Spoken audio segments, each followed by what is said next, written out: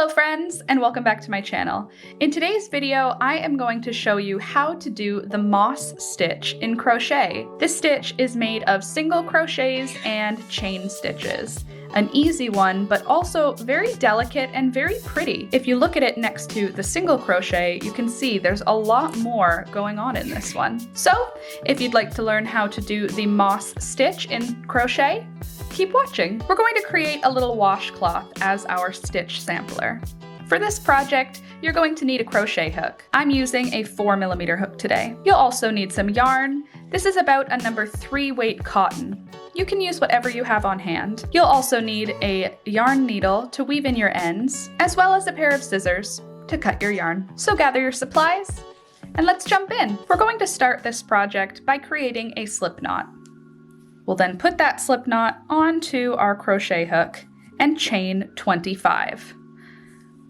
1, 2, 3, 24, and 25. From here, we're going to single crochet in the second chain from the hook. There's 1, there's 2. We'll create a single crochet. Then chain 1. After that, we're going to skip the next chain stitch. So we're not going to work into this chain stitch. Instead, we're going to work into the stitch after that, and we will complete a single crochet. And then chain 1. Then skip the next chain stitch, and in the chain after that, complete a single crochet. And then chain 1.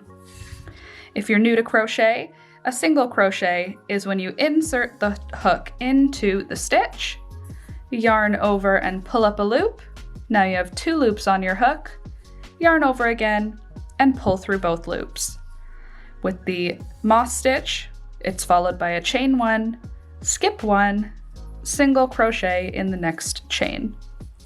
Then we chain 1, skip 1, single crochet in the next chain. Chain 1, skip 1, single crochet in the next chain. And we're going to repeat that all the way across for our first foundation row.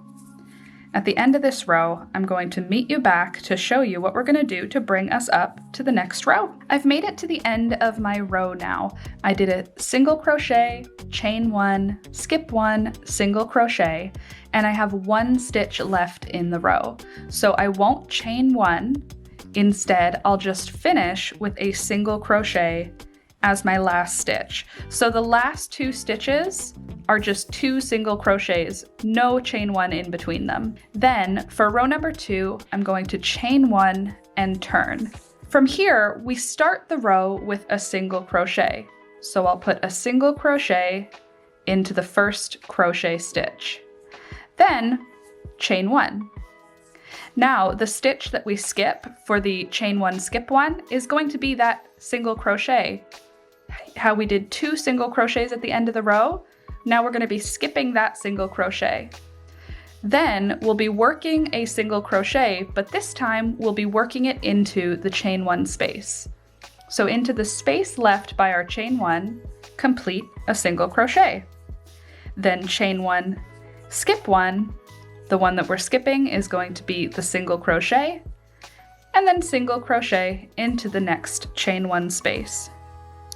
Then chain 1, skip the single crochet, and then single crochet into the chain 1 space. This creates a really pretty, almost knitted look to this stitch. I love how this one looks, and it's got a little bit of a thinner sort of feel than a straight single crochet all the way across. I'm going to repeat the chain 1, skip 1, single crochet all the way across until I reach the end of row number 2, and I'll show you what it looks like when we get there, and I'll show you what we're going to do next. Here I am at the end of row number 2. I've just put a single crochet in, I did a chain 1, now I'm going to skip this single crochet, and I'm going to create a single crochet in the last chain 1 space. There's still 1 single crochet stitch at the end though, so I won't be chaining 1 here, I'm just going to create a single crochet at the end of the row. By doing this, we end up with a nice straight edge on the project, so we don't have any holes or loops or loose bits. We have 2 single crochets on each side of the work. It keeps a single crochet always lining up on the edge. From here, I'll chain 1 and turn. And there we go, row number 2. For row number 3, we're going to start the exact same way we did for row number 2. We'll do a single crochet into the first stitch, and then we'll chain 1, skip the next single crochet, and then put a single crochet stitch into the chain 1 space from the previous row. Then chain 1, skip 1, single crochet into the chain 1 space from the previous row. I'm going to repeat that all the way across for row number 3.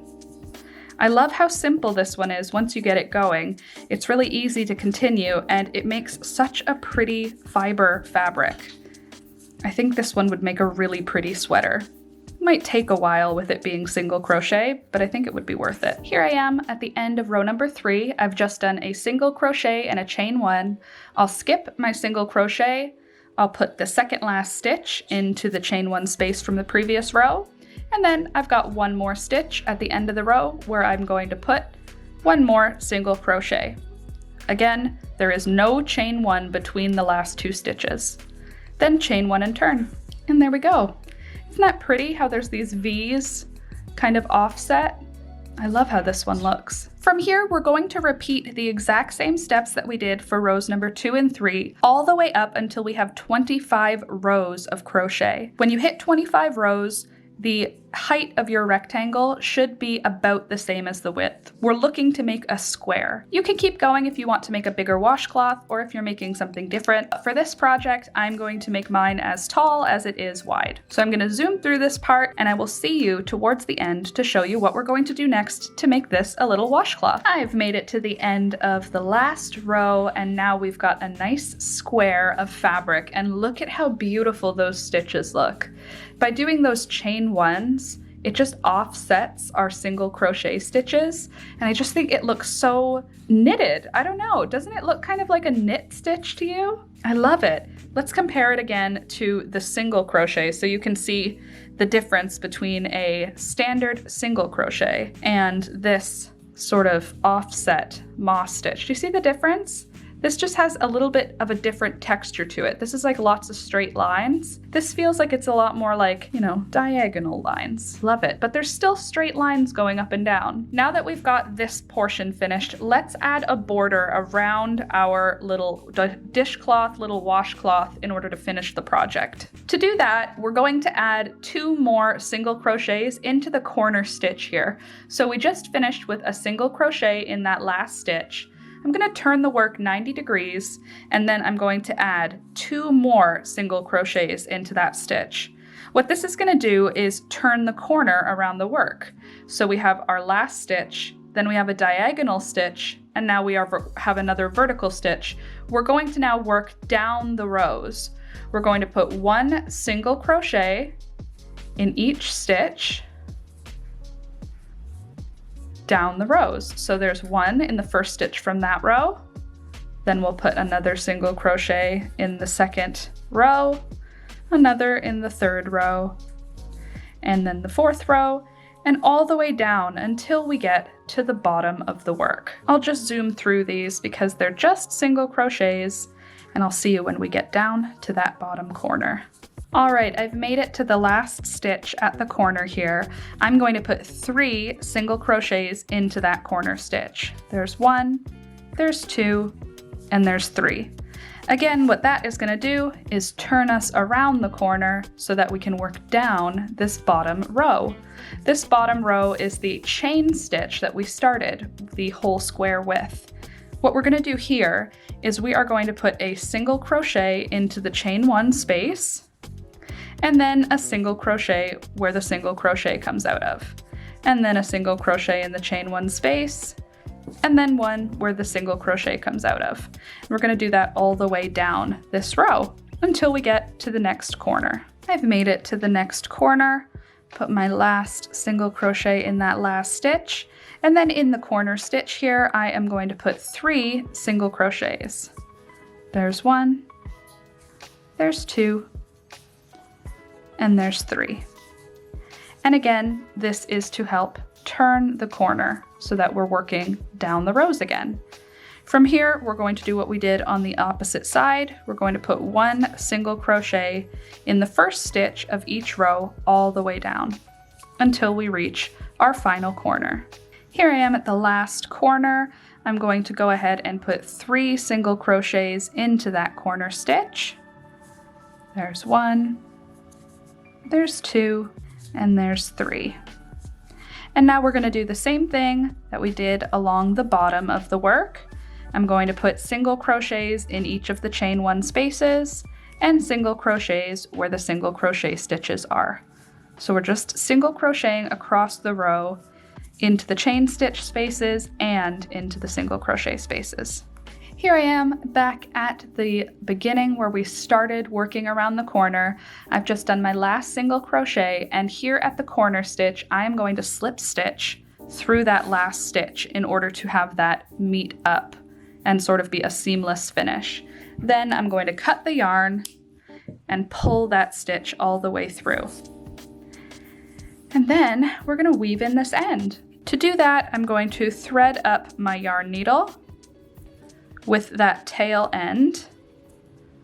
And then I'm going to pass the yarn needle down through the work into the corner where we started with those extra single crochets, just to help it meet up a little bit more seamlessly. And then I'll just sort of insert the needle wherever it seems sort of like to fit in order to hide that tail. And once I feel like it's nice and seamless, I'll just weave the needle through one of the rows in order to sort of secure off that tail. And there we go. And then I'll cut the tail and sort of wiggle that out to hide it a little better. Now let me go press this under my iron and I'll be right back. Ta-da! Just like that, we've got a little dishcloth with a beautiful texture. I made another one with a variegated yarn, and I think this shows the stitch definition so well. You can see there's like lines of stitches, which is very pretty. But in addition to that, there's like this diagonal line of stitching, which you don't get in a single crochet. So here's what that looks like on a variegated yarn. And here is what the moss stitch looks like on a solid color yarn. What do you think? I really do hope you give this one a try. I hope you learn this stitch and add it to your repertoire of stitches, because I think this one is super useful and so beautiful, and I really do hope that you learn this one as well. Thank you so much for watching. I hope this one helped you learn a new stitch, and thank you to everyone who is supporting the channel this month. Here is the list of channel supporters. You guys are awesome. I really appreciate you. If you would like to show your support for the channel, check out the links in the description box down below, and don't forget to click the thumbs up button and like the video. It really helps the channel,